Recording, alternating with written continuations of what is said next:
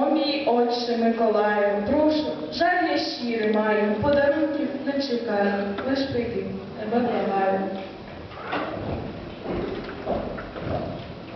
Ось так, діти, треба жити, щиро серцем всіх любити, сіяти в серця добро, відганяти всяке зло. А тепер ідіть же спати, нас святого зустрічати.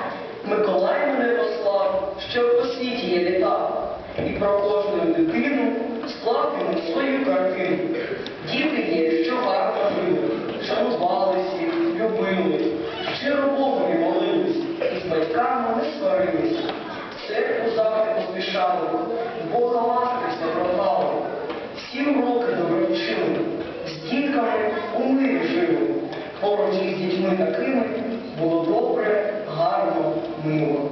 Та були б такі малята, що прогнали нас із хати. Ми на вушко їм шептали, вони ж криком все кричали.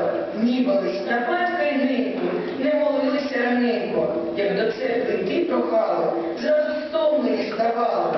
Школу часто пропускали, вчить уроки забували. Дітям прикрощі робили, насміхались і ганьбили. Від дітей таких втікаємо, бо Господь таких не знає.